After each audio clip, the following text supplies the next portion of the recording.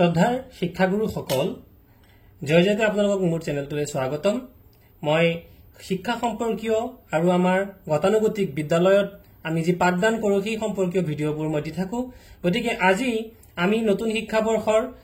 যি আমি কাৰ্যপত্ৰ কৰাইছো সেই কাৰ্যপত্ৰ আমি কেনেকৈনো কৰিছো বা কেনেকৈনো কৰিব লাগে আসলতে তাৰ ওপৰত মই এটা ভিডিঅ প্ৰস্তুত কৰিছো আৰু ভিডিঅটো যদি ইনফৰ্মেটিভ বুলি ভাবে আপোনালোকে ভিডিঅটো লাইক কৰি দিব আৰু ভিডিঅটো সম্পূৰ্ণকৈ চাব যাতে আপোনালোকৰ ইয়াৰ পৰা উপকাৰ হয় গতিকে আৰু নতুনকৈ যদি আপোনালোকে মোৰ ভিডিঅ চেনেলটো আহিছে তেলে চেনেলটো সাবস্ক্ৰাইব কৰি দিব এতিয়া আহকচোন আমি চাও আজি বিহুৰ বন্ধৰ পাৰ হৈ যোৱা দুটা দিন হল গতিকে আমাৰ বিদ্যালয় খুলিছে 22 তাৰিখৰ পৰা গতিকে 22 তাৰিখৰ পৰা যদি আমি চাও তেতিয়ালে আজি হল আমাৰ 23 তাৰিখ আৰু আমাৰ 23 তাৰিখ মতে আমি যদি আমাৰ সাপ্তাহিক পৰিকল্পনাখনো যদি মিলাই থাকো গতিকে সাপ্তাহিক পৰিকল্পনাখনৰ তৃতীয় সপ্তাহৰ আজি হ'ব 3 নম্বৰ দিন গতিকে এই সাপ্তাহিক পৰিকল্পনাখনো যদি আমি ভালদৰে চাও গতিকে ইয়াত আমি দেখিবলৈ পাম যে এইটো সাপ্তাহিক পৰিকল্পনা আমাৰ গতিকে আমি ডেট ওয়াইজ ডেটবোৰ লিখি গৈছো আজি হৈছে আমাৰ সাপ্তাহিক পৰিকল্পনাৰ আমি সপ্তাহ 3 আজি 3 নম্বৰ দিন গতিকে সপ্তাহ 3 নম্বৰ দিনটো হৈছে আজি আমাৰ 23 তাৰিখ গতিকে এতিয়া আমি বস্তুটো মিলাই কেনেকৈ যাম গতিকে আমি চাব লাগিব তো আমাৰ হৈ গল আজি 23 তাৰিখ ইয়াৰ আগৰ দিনটো যদি আমি ইয়াৰ আগৰ দিনটো চাও ইয়াৰ আগৰ দিনটো হ'ব 22 তাৰিখ আমাৰ বিদ্যালয় খুলিছে 22 তাৰিখত আৰু 22 তাৰিখৰ আগৰ দিনটো আছিল আমাৰ 19 তাৰিখ 19 তাৰিখ আমাৰ বিদ্যালয় খোলা আছিল আৰু শ্ৰদ্ধাৰ শিক্ষাগুৰুসকল আপোনালোকে কিন্তু এই যে শিক্ষকৰ সহি এই সহিটো কিন্তু কৰিবলৈ নাপাহৰিব আৰু আপোনালোকে এই সহিবিলাক কিন্তু প্ৰতিটো পঢ়োতে দৈনিক কৰি যাব লাগিব গতিকে এই সহিবোৰ আমি কৰি যাম আৰু আমি যেহেতু প্ৰথমবাৰৰ কাৰণে কৰিছো গতিকে আমাৰ দুই এটা ইয়াতে ভুল হোৱাটো স্বাভাৱিক কেতিয়াবা আমাৰ ডেটৰ খেলিমেলি হ'ব পাৰে কেতিয়াবা কৰবাত সহি ৰৈ যাব পাৰে কিন্তু আমি চেষ্টা কৰিব লাগিব সহিবোৰ ইয়াতে শিক্ষকৰ সহিৰ বাবে অপচন দিয়া হৈ আছে আৰু ইয়াতে টাং অৰ্থাৎ এই ডেট বাই ডেট আমি লিখি যাব লাগিব যিসকল শিক্ষাগুৰুৱে আমাৰ এই সহিবোৰ আমি নেমাৰিলে ধৰি লওক তেওঁলোকে কাৰ্যপত্ৰখন পূৰণ কৰি গৈছে কিন্তু সহি মাৰা নাই কিন্তু সহি মাৰাৰ বেলিকা অত্যন্ত সাৱধান হোৱাটো দৰকাৰ নহলে অন্যথা ইয়াত ভুল হ'ব কি ভুল হ'ব কাৰণ আমি কি কৰি আছো যে আমি এক সপ্তাহটোত আমি 5টা দিন কাৰ্যপত্ৰ 5টা দিনৰ কাৰ্যপত্ৰ পাইছো কিন্তু 6 নম্বৰ দিনটোত আমি কাৰ্যপত্ৰ কৰোৱা নাই আমি 6 নম্বৰ দিনটোত কি কৰিছো 6 নম্বৰ দিনটোত আমি ৰিভিজন কৰাইছো আৰু ৰিভিজনৰ বাবে ইয়াত কোনো পৃষ্ঠা নাই গতিকে বহুতে কি কৰিব পাৰো আমাৰ এটা ভুল হোৱাৰ সম্পূৰ্ণ চান্স আছে যে সিৰিয়ালি আমি সাইন কৰি আমি ধৰি লওক ইমান দিন আমি সাইন কৰা নাছিলো আমি বিচাৰিছো যে যিকেটা দিন কৰিলো আমি সাইন কিটা কৰি দিও সেই ক্ষেত্ৰত আমি ৰিভিজনৰ ডেটটো কিন্তু কি কৰিছো বহুতে ভুল কৰিবলৈ ইয়াতে কটাকটি কৰা দেখা গৈছে যে আমি সাইন কৰি দিছো কিন্তু সেই বস্তু আপোনালোকে সাৱধান হ'ব যে আমি পুনৰবাৰ কৈছো যেহেতু আমি প্ৰথমবাৰৰ বাবে এই পদক্ষেপখিনিত বা এই ধৰণৰ কাৰ্যকলাপত আমি উপনীত হৈছো গতিকে আমাৰ ইয়াত ভুল হোৱাটো হয়তো স্বাভাৱিক প্ৰথমবাৰ আমাৰ অকমান খকুজা বা ভুল হ'ব পাৰে গতিকে এই বস্তুখিনি আমি আঁতৰ কৰিব লাগে তো এটা কি হৈ গল যে আমি আমাৰ 22 তাৰিখ বিদ্যালয় খোলা 19 তাৰিখ আমাৰ বিদ্যালয় খোলা আছে আৰু ইয়াৰ আগতে আমাৰ বিদ্যালয় খোলা আছিল 17 তাৰিখে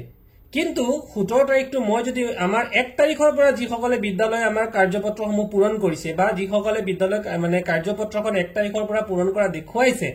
17 তাৰিখটো যদি আমি চাবলৈ যাওঁ 17 তাৰিখটো কিন্তু আমাৰ ইয়াতে 17 তাৰিখটো আছিল আমাৰ এটা বিদ্যালয় খোলা দিন আৰু সেই দিনটোত আমি এটেন্ডেন্স হয়তো বহুতে দিব লগা হোৱা নাছিল কিন্তু সেই দিনটোতো আমাৰ কি হৈ যাব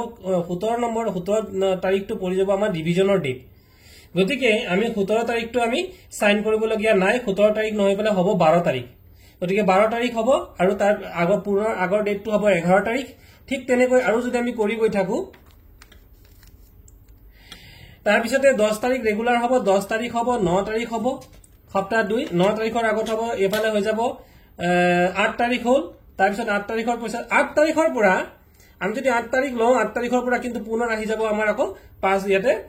5 তাৰিখ কিহৰ কাৰণে কাৰণ 8 তাৰিখৰ আগত হ'ব লাগে 7 তাৰিখ গতিকে 7 তাৰিখটো আমাৰ আমি ৰিভিজনৰ দিন গতিকে আমি ৰিভিজনৰ দিনবোৰ যেটো পৰিছে গতিকে সেই দিনটোত আমি কিন্তু কি কৰিম ইয়াতে সাইন নকৰো গতিকে শ্ৰদ্ধাৰ গুৰুসকল ভিডিঅটো বৰ বিশেষ মই ক'বলগীয়া নাই খালি আপোনালোকে এটা কথাই মনত ৰাখিব যে সাইন বিলাক আপোনালোকে ৰেগুলাৰলি কৰি যাব আৰু ৰেগুলাৰলি আপোনালোকৰ উইক ওয়াইজ ডেট বিলাক বহাব আৰু ৰিভিজনৰ দিনটো আপোনালোকে কিন্তু ইয়াতে সাইন নকৰিব বা ডেটটো নবহুৱাব সাইন হয়তো এবাৰ কৰিলেও কোনো কথা নাই সাইনটো সকলোৰে প্ৰতিটো সাইন একেই হ'ব কিন্তু ৰিভিজনৰ দিনাও যদি আপোনালোকে ইয়াতে ডেট লিখি দিয়ে তেতিয়াহলে কিন্তু আকৌ আপোনালোকৰ ডেট মিলাওতে আমাৰ খেলিমেলি হ'ব শ্ৰদ্ধাৰ গুৰুসকল আপোনালোকে এই পূৰণ কৰি থোৱা যদি আমি কাৰ্যপত্ৰখন বা বাৰ্ষিক স্থিতি নিৰূপক আৰু ট্ৰেকাৰখন যদি আমি মন কৰো তেতিয়াহলে আমি দেখি পাইছো যে ইয়াতে সপ্তাহ 3 চলি আছে আৰু সপ্তাহ 3 আজি 3 নম্বৰ দিন অৰ্থাৎ 23 তাৰিখটো গতিকে 23 তাৰিখটো 3 নম্বৰ দিন 23 22 এইটো হৈ গ'ল আপোনাৰ আমাৰ 19 তাৰিখটো 17 তাৰিখৰ দিনটো যেহেতু ইয়াতে আমি